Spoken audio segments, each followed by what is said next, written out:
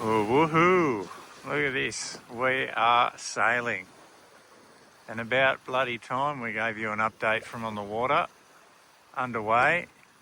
And how good's this? How good's this? 6 months ago we were lifting the boat out of the water, getting ready for a refit, the hard grind, and now we're back in the water and sailing. And have a look at this old girl, she's loving it. A little bit sloppy, we've got a little bit of a sloppy sea on the beam here, but it's not too bad. It's a bloody lovely way to start a passage. Only a short one today, 50 mile up the coast. But anyway, welcome to this week's update of Spirit XL. Over here in the background we've got the port of Bundaberg, Burnett River, and we've just spent a couple of nights there. We did some laundry, caught up with an old friend, Muzza, and down there to the south we've got Fraser Island. Left with a couple of other boats this morning, and we are headed about 50 mile north to 1770, and going up there to visit some more friends that are up there. And we're just slowly making our way up the coast. We have had an excellent run so far. We've really had a brilliant run. Last update we were at Tipler's, and we've just been sort of taking it real easy on the boat, you know, letting the boat settle in and just making sure that everything is working properly and everything's all good. Main thing is all the deck gear and the runs, just to make sure that the lines are all happy and that everything's okay, that we're getting no chafe, we've got no rubbing points or anything anywhere, and really just start slow. And that's what we did, you know. We went out, we motored up to Tipler's, and then from Tipler's we went up to Scarborough. We had a beautiful run up the inside of the Broadwater there. And went up to Scarborough. We spent one night there, and then early the next morning the weather was on our side, so we thought we'd make the most of it. And we headed from Scarborough. That was about an 85 mile, 90 mile run up to Double Island Point. And there was a good sea state and good weather forecast, so we figured we'd run up to Double Island Point. We sat there for a night, and then the next morning we went across the Wide Bay Bar in behind Fraser Island there. We went into Tin Can Bay to the marina for the night.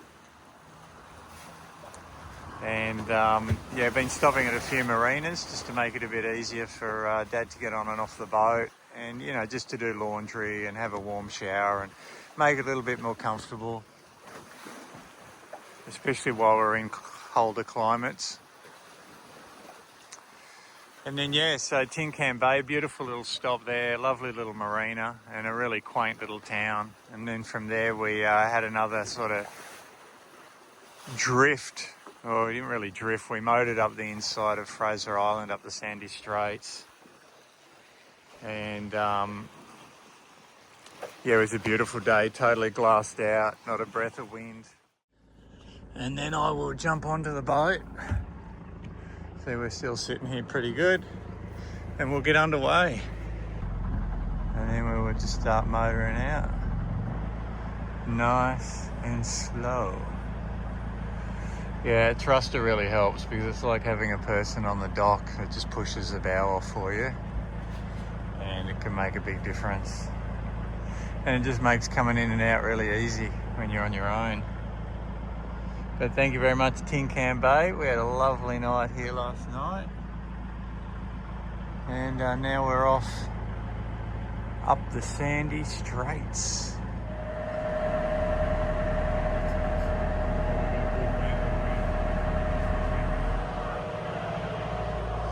So we are motoring up the Sandy Straits. I just thought I would show what one of the great features about Weather 4D is. You can see these two boats on the AIS up in front of us, Common Crossing and C'est La Vie. And what's really cool is we've obviously got our old track when we came through here. This is very shallow up through here.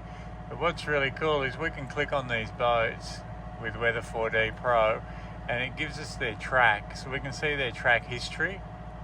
And if you're going through a shallow area and you want to be able to follow the boat's track in front of you, you can see here they are here. The dotted line is our old track and then it shows you their track. So yeah, it's a really great feature, and it just helps when you're navigating through restricted shallow waters. Very cool. And we got them here on open CPN as well. You can see the maroon, the purple track there from both of them, Common Crossing and C'est La Vie. And this is on open CPN, so both of them do it. Really nice feature. So we just spent the day motoring up to Kingfisher Resort there opposite Urangan. At night at Kingfisher there, then we sailed across the next day. We had a lovely sail from Kingfisher across the Urangan. It's only about 12 mile.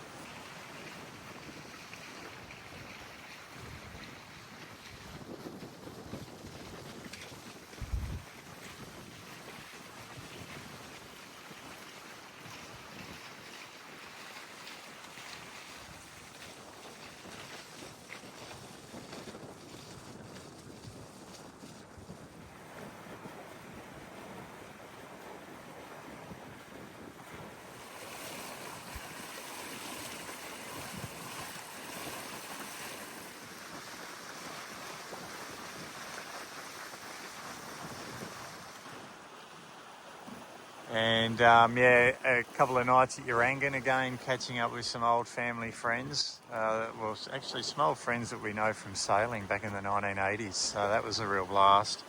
It was really nice to see them after nearly 40 years. And then from Urangan we had a really nice drift up the coast, dead downwind. It was a really nice sail actually, but Urangan into Bernard Heads, Bundaberg, and then a couple of nights in at Bundy, and now making our way up. But it's been fantastic. We've seen whales, heaps of whales, and had a couple of nice, really good little sailing episodes. But as I said, we're just letting the boat settle in, making sure that everything's working fine, and we've had no issues at all. It's been fantastic. Engine took a while to start a couple of times, but we've just found that we had a bit of a faulty connection on the fuel pump. But that's pretty much the only thing that we've had an issue with. Apart from that, the boat's going great. You can see we've got the main up here, and because the rig's a little bit higher than it was before, it looks like we're sailing around with a reef in it. But just to give you some more info on the mast, we did extend the mast height a little bit. We went from 18 metres to 19.5. And when we were designing the rig with Joel, he informed us that there was no issues with going a little bit higher. We wouldn't have to increase the size of the diameter of the wire, and we wouldn't have to increase the mast section. So this is as high as we could go with this mast section and wire. So we took it up to 19.5, so it's not a lot higher. And which is pretty reasonable really for a boat this length. You know, a 16 metre boat, a 19 metre rig. It's pretty, that's pretty normal. But she's really slipping along well. Let's go and have a look at some numbers. Everyone loves the numbers. The numbers don't lie. Let's have a little look. We're sort of sitting apparent wind speed about 8, 9s. True wind speed's probably about 10s. You can see 10 to 12s probably. And we're sitting on 8s, so not bad, especially running a true wind angle of 130s, apparent's 80. And you can see on the plotter where we're going. We can actually hot it up a little bit. We can come up a few degrees. But boat's going great. So really stoked with the way everything's going. Couldn't be happier. Little pot plants there, getting some sunlight. But yeah, apart from that, not a lot to report, guys. Everything's going well. Have a look at these winches. How about that? They make light work of everything, don't they, Jimbo? Yeah, certainly keeps me on the seat rather than not working. Anyway, we are making miles north, and we've got perfect conditions. Absolutely perfect conditions. You can see the dinghy hanging there, all happy as, full of fenders and lines. We'll let all of that dry. We'll let all these fenders and lines dry, and then later on this afternoon we'll put them away. Yeah, I can probably sheet in that headsail a bit. You can see the top third is just luffing there, not doing a lot, so we'll probably sheet her in a little bit. Normally, conditions like this, we'd run the barber hauler, so we'd be pulling the headsail out flatter and wider, and just develop a lot more power. That'd close that top section of the leach up as well. And yeah, you can see that's the problem. As soon as you ease off, you just lose that top section of the leach. So you really need to barber haul it from out wide, keep the sail flat, close the leach up. But anyway, it's going well. Boat is going absolutely great. Man, she's awesome. Really happy with all the changes we've done. Look at that really nice clean wake. Yeah, very, very happy with all the changes that have been made to the boat. The new top gives us plenty of shade in the cockpit. It doesn't hinder any of our winch work. Definitely with the 4 winches, it's a little bit busier in the cockpit. You've really got to think about what you're doing and any manoeuvres that you're going to complete. You need to think about, okay, what winch do I need to do what?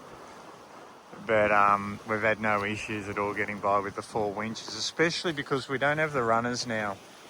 So the runners used to come back to these chain plates on either side, and they used to run forward along the deck. So they gave you a tripping hazard on the deck, and it was something we really wanted to get rid of. And then not only that, but they took up a winch. So getting rid of the runners is what really allowed us to declutter the deck a lot and to reduce and minimise the winches. Yeah. Well, guys, we just hope everyone's having a great week. Hope you enjoyed this update, and I hope you can hear me all right. There's not too much wind noise. But all the best from us on board Spirit. And again, thank you very much, everyone, for your comments. It's awesome to hear from you. And it's really awesome to hear that people, you know, learn and get a little bit out of these videos. And it's really cool. It really inspires us to share a bit more. So thank you very much for all your comments, your positive words and your support. It's bloody awesome. And I really hope that you guys are as stoked as we are to be out here on the water finally after all the work on the boat. But she's looking awesome, hey, and she's cracking along. Oh man, so good, so good.